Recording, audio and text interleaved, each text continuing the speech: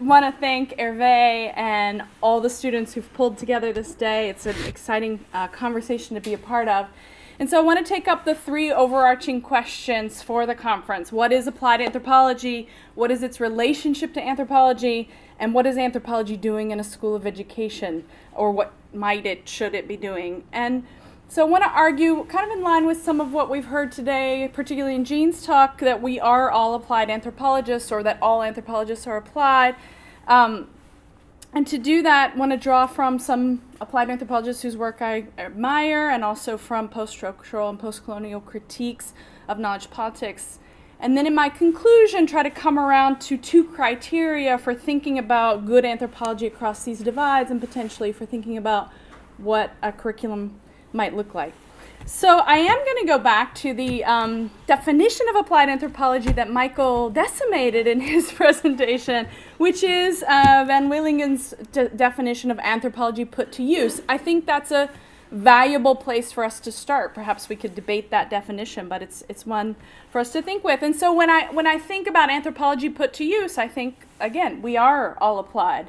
We certainly do, even those in academic positions, put anthropology to use. We think of anthropology as good to think with. We teach anthropology. Teaching is a form of putting anthropology to use, as Lesley Sharp talked to us about this morning. We teach anthropological principles to our students, and we try to shift them, perhaps even undermine some of their cherished assumptions, or shift their ways of thinking about people who are culturally and socially distinct from them. We teach about the dangers of ethnocentrism. These sorts of things, I think, are part of applying anthropology.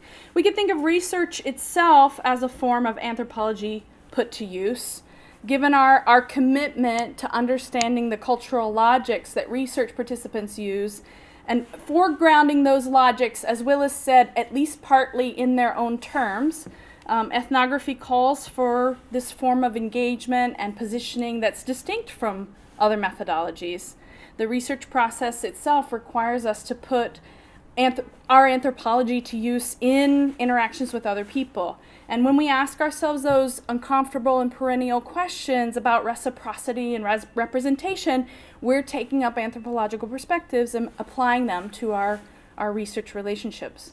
But we put anthropology to use in other ways as well. Since at least the 1940s, if not before, there have been these cyclical calls for engaged, applied, or public anthropology, for efforts to move beyond the academy and have some sort of impact. So post-structural theory may have dampened those efforts a bit with its allergy to truth and to truth claims, but nonetheless, it is this call that comes around. So in the early 2000s, Borofsky and others engaged, Jim Peacock, as Jean was discussing, exhorted us to engage in public anthropology, which he said demonstrates the ability of anthropology and anthropologists to effectively address problems beyond the discipline, illuminating larger social issues of our times, as well as encouraging broad public conversations about them with the explicit goal of fostering social change. Right?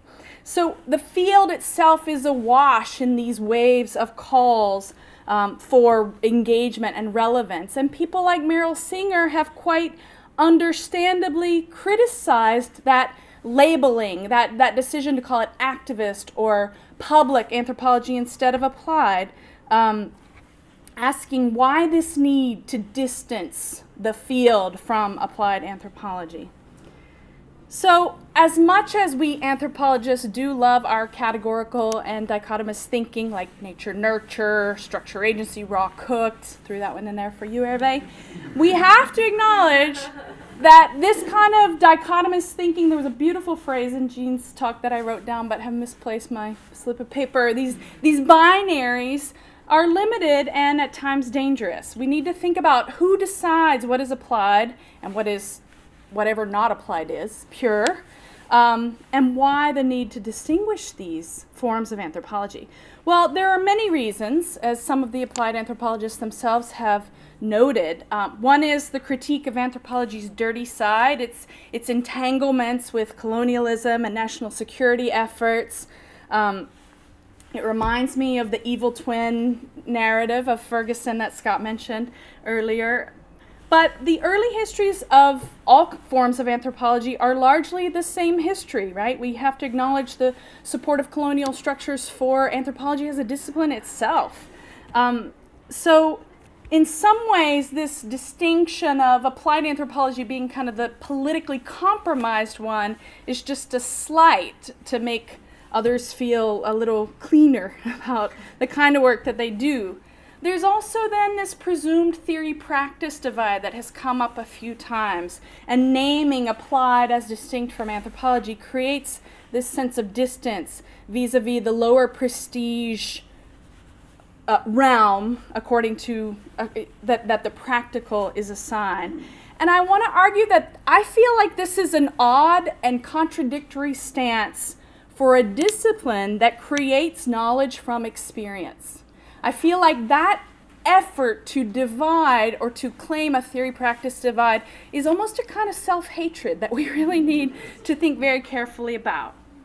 A fourth reason then relates to the fundamental dilemma in anthropology that we've heard reverberate throughout the day over whether one should work as an outside critic or an inside ameliorator within arenas of power and of policy.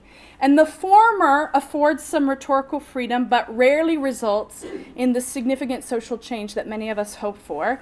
The insider role, in contrast, has limitations. It certainly has risks, such as co-optation, but it does offer more opportunities for that kind of impact. However, it is disingenuous a bit for anthropologists located in the academy to think that our work is somehow intellectually independent of broader political economic forces, especially given the heavy restructuring of funding for higher education institutions. And there is always a risk that those in power will use our findings in ways not necessarily intended by the researcher. I know Jean has talked about this with her communities of practice concept and has had to try to push back and redirect ways in which it has been used. So advocacy of some sort, I would argue, is always present in anthropological work. Even deciding against action in some sort of arena of social contestation in and of itself constitutes a stance, right? And especially, some have argued, in settings of gross injustice and inequality, this is actually Singer I'm quoting, neutrality is in fact a kind of partisanship on behalf of the status quo.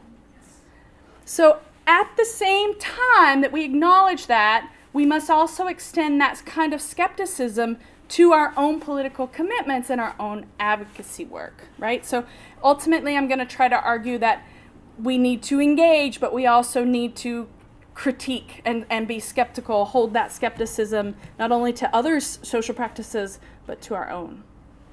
There are two other reasons, I would argue, for this continued allegiance to this dichotomy of anthropology and applied. Those are the sense among some that applied anthropologists get so focused on their change goal that they ignore the more holistic commitments of the discipline. And I think that is something for us to think about.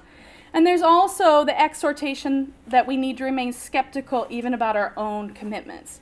So in thinking about this, I was looking at Shirley Bryce Heath's article, New Love, Long Love, Keeping Social Justice and Ethnography of Education in Mind, which she published in 2011. And she talks about Del Himes and his enthusiasm for educational ethnography as he embodied it in his role as dean at Penn, which Stan could sort of talk about ways in which that has shifted since. But and she contrasts that then, his enthusiasm for educational ethnography, to his long-term love, his commitment to ethnopoetics among Native Americans on the Warm Springs Reservation in Oregon.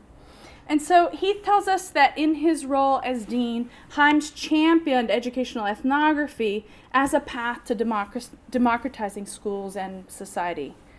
According to Heath, Himes believed that an ethnographic sensibility would enable people to see more deeply into one another's ways of behaving and believing, and that these kinds of insights would, as a consequence, generate more intense and meaningful communication, greater appreciation of human achievements like multilingualism, a spirit of tolerance, and a caring curiosity about others, if only, right? But he focused in particular on administrators as the target of that work. It's interesting. We tend to target teachers more with that work, and so according to Heath, he saw himself as working to make social justice a normative form of modern rationality that could generate certain social and linguistic practices that would constitute knowledge in such a way as to oblige schools to be institutions of reform, end quote. It's interesting to note that Himes adopted this tactic not too long after editing and publishing the radicalizing text, Reinventing Anthropology, which was a really important argument about the way anthropology was entangled with colonialism and the ways in which it needed to reposition itself politically. And yet, as Heath points out, Himes, she claims, was blinded by this new love of educational ethnography. She complained that he adopted an almost exclusive focus on classrooms, and that this held little room for the history and theories of anthropology or the kind of sustained systems approach that Dell advocated for in his long-loved work of ethnopoetics.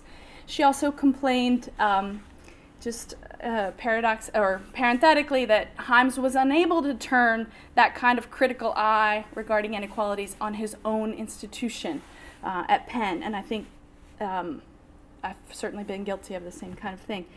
Something for all of us to think about. If we're honest, though, we might admit that there are other reasons for policing this division between academic and applied anthropology. In their article, Other Anthropologies and Anthropology Otherwise, published in 2005, Eduardo Restrepo and Arturo Escobar call for broadening anthropology beyond what the monoculture of knowledge that they call dominant anthropologies that predominate in the United States. And this is part of their effort to elaborate what they called a world anthropologies network. So we could have a conversation about this. I think there are some uncomfortable ways in which it gets mapped onto place that would be interesting to talk about. But nonetheless, dominant anthropologies, they complain, have constituted themselves as a set of differentiating interventions of what counts as anthropology and who an anthropologist is. These debates then tend to obliterate diversity and they offer particular constructions of what is thinkable, right? So they argue in their piece, this is one piece by them, but there's a network of scholars working on these ideas in the World Anthropologies Network. They argue for the need to decolonize expertise, most obviously by questioning the privileging of knowledge ascribed to white U.S. academics, but also by blurring boundaries between academic and non-academic knowledge, which is where it sort of comes around to our discussion of applied versus non-applied anthropology. And those skills in order to include a wider swath of individuals in the category of expert, perhaps these expanding repertoires that Stanton was talking about. Second, they lend support to the efforts of post-colonial scholars in exploring how expert knowledge and so-called subaltern knowledges have been historically constructed and how this distinction is maintained through the structures of the academy. And finally, they deconstruct the discipline in a thorough critique of the epistemological and political space in which dominant anthropologies, meaning departments and journals largely located in the United States, have come to define what counts as anthropology. So this is a quote from them. These modalities of articulating anthropology are indissolubly embedded in particular institutional settings and linked to political economies. They subtly regulate the production of possible discourses, the terms of the agreements, and they affect a normalization of anthropological subjectivities. There is a multiplicity of academic and institutional practices, for example, training, research, writing, publishing, and hiring, that constitute obvious mechanisms of foreclosure of the conditions of reproduction and consolidation of the dominant anthropology's establishment, end quote. So they recommend a number of moves in order to enable or in order to diversify world anthropologies or enable world anthropologies. It entails a diversification of knowledges and a critical awareness of the larger epistemic and political field in which anthropology emerged and continues to function. but also of the micro practices and relations of power within and across different anthropological locations. So, thinking about the ways in which the discipline of anthropology works to sort of reinforce itself and defend its boundaries, and part of that being in relation to applied anthropology or in relation to schools of education or anthropologists located in schools of education. So if I think about these different reasons for distinguishing those, for dichotomizing in those ways, I think it's worthwhile to think about the idea that application is neither the discipline's scapegoat nor its savior, that instead we need to move beyond these dichotomies, at least a continuum notion, if not beyond that. Perhaps a repertoire notion can move us well beyond the continuum. So whether, we could discuss the adjective, practicing action, activist, public, engaged, medical, educational, dangerous, messy, whatever our adjective is, but I think there's value in thinking about all of us being positioned across, being positioned within those endeavors ourselves, and that no one among us is innocent in that. So then I want to close by thinking about criteria for possible futures, which is our topic for our final discussion. If we abandon that kind of dichotomous thinking about applied versus non-applied, how do we think about good anthropology? Well, the repertoires notion that Stanton presented certainly gives us one way to move forward that I think we should spend some time unpacking and considering. I wanted to talk about two other things for us to consider as we think about good anthropology. One is the quality of research, and the second is ethics. And I won't spend a lot of time on either of these because we could spend all day talking about either one. But it is worth noting that good and bad research is done in the academy. Good and bad research is done in the name of applied anthropology. So thinking about quality research that engages comparative perspectives, that draws liberally from other fields and other sources of knowledge, but remains grounded in the field's fundamental commitments, including the holistic. I can't remember how James Peacock called it. The much maligned holism. We all know that serious problems emerge when ethnographic methods or anthropological approaches are not guided by anthropological commitments and concepts. And I would argue this is one reason for the need for anthropologists in a school of education or in other places. There's a lot of opportunity within schools of education for anthropology. And I think we have a lot to contribute. I don't think we're positioned in these places to police how people are using anthropological concepts or methods.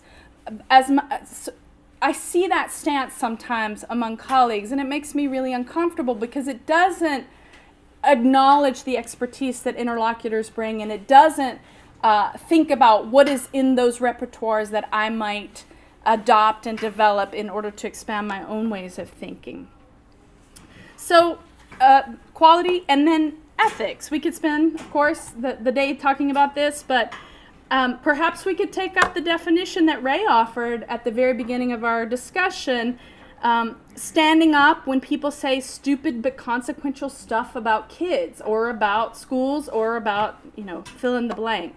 But more broadly, we might think that it entails, at a minimum, respect for the dignity and integrity and worth of participants, honesty, transparency, and an ethical obligation to consider the potential impact of our research, the process itself, and of its dissemination on those involved directly or indirectly. And there's lots more we could mine from, for example, the AAA Statement of Ethics that was recently debated and that we could pick up there. So in conclusion then, I think we have to rethink the dichotomy, the political uses of the dichotomy, try to move beyond the dichotomy, but at the same time balance whatever engagement we're endeavoring to make with a certain skepticism about the quality of our own work, skepticism about our motives, skepticism about the impact, and continually try to think our way through these dilemmas and entanglements that are required. Thank you very much.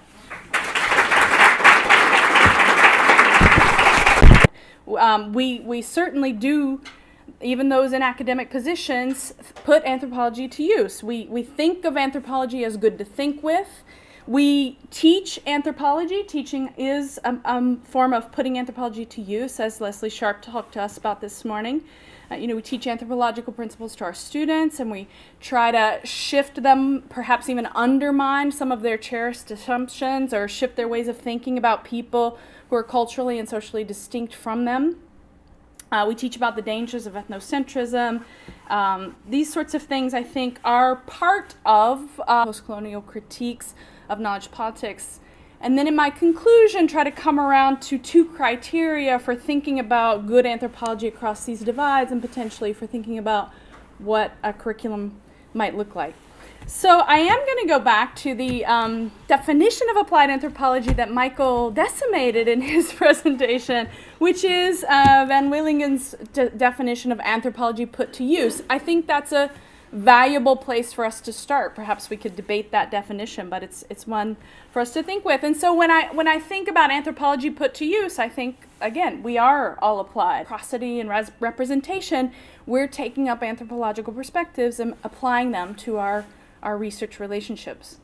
But we put anthropology to use in other ways as well. Since at least the 1940s, if not before, there have been these cyclical calls for engaged, applied, or public anthropology, for efforts to move beyond the academy and have some sort of impact. So post-structural theory may have dampened those efforts a bit with its allergy to truth and to truth claims, but nonetheless, it is this call that comes around. So in the early applying anthropology, we could think of research itself as a form of anthropology put to use. Given our commitment to understanding the cultural logics that research participants use, and foregrounding those logics, as Willis said, at least partly in their own terms, ethnography calls for this form of engagement and positioning that's distinct from other methodologies. The research process itself requires us to put our anthropology to use in interactions with other people. And when we ask ourselves those uncomfortable and perennial questions about reciprocity, I want to thank Hervé and all the students who've pulled together this day. It's an exciting conversation to be a part of. And so I want to take up the three overarching questions for the conference. What is applied anthropology? What is its relationship to anthropology? And what is anthropology doing in a school of education? Or what should it be doing? And so I want to argue, kind of in line with some of what we've heard today, particularly in Jean's talk, that we are all applied anthropologists, or that all anthropologists are applied. And to do that, I want to draw from some applied anthropologists whose work I admire, and also from post-structural